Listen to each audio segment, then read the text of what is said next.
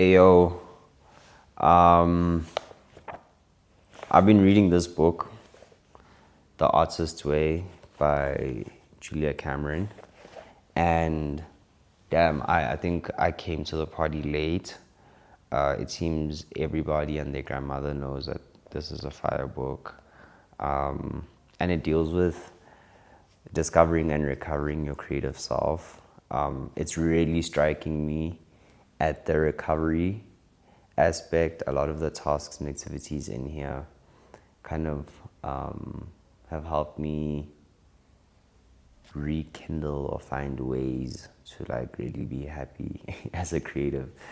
Some of my earlier videos were really like speaking on my frustration with not having time to create, or just like questioning the fact that like questioning capitalism and like having to work. I even went as far as, you know, trying to like live in downtown Jersey to be an artist full time, and was wondering if I'm like self-sabotaging everything I've built. But since reading this book, I've just kind of been working on one, seeing the time that I do have to create. The book has kind of allowed me to practice gratitude, and with gratitude, obviously your whole perspective on everything kind of just like shifts and expands.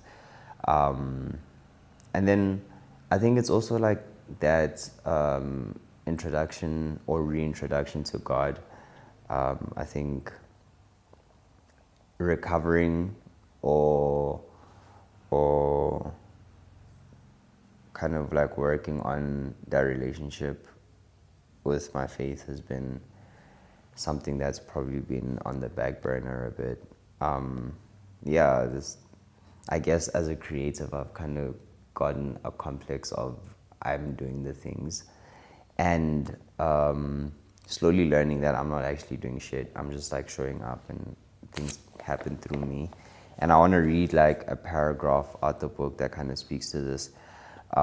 It reads, "Art is not about thinking something up. It is about the opposite, getting something down. The directions are important here. If we are trying to think something up, we are straining to reach something that's beyond our grasp. Up there in the stratosphere where art lives on high. We get something down. There's no strain. We're not doing, we're getting. Somewhere or something else is doing the doing. Instead of reaching for invention, we are engaged in listening.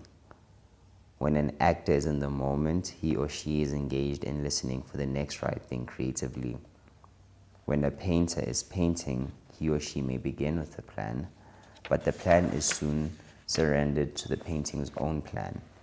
This is often expressed as the brush takes the next stroke. In dance, in composition, in sculpture, the experience is the same. We are more the conduit than the creator of what we express." And like that's so beautiful, bro.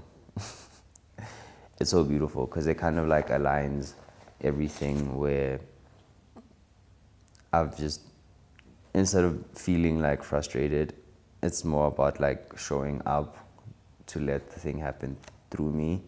And then even in terms of like creating time, it's more about like being able to recognize where I do spend my time, and doing the little tasks that work on my recovery allow me to tap into a version of myself that could have been like a little wounded or traumatized or tired, and it just needed a moment to recover. And I think even with the aspect of being introduced or reintroduced to my faith, it's like everything's gonna be all right.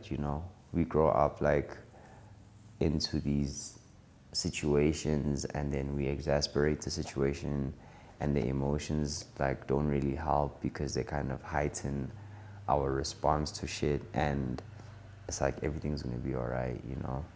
And Yeah, I think even my initial thoughts of, not necessarily needing to do a 9 to 5 to be an artist are still being confirmed and affirmed, because it's like, dude, anything you do, as long as you like put your mind to it, the universe conspires with you. And I think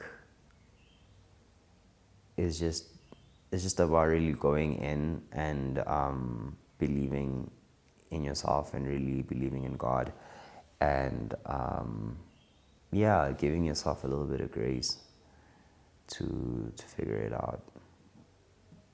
Because if your life is like an art piece, you wouldn't also necessarily be doing anything. You'd just be like there, and like things are just happening around you. You just have to be like tapped into the right frequency and listen. You gotta listen.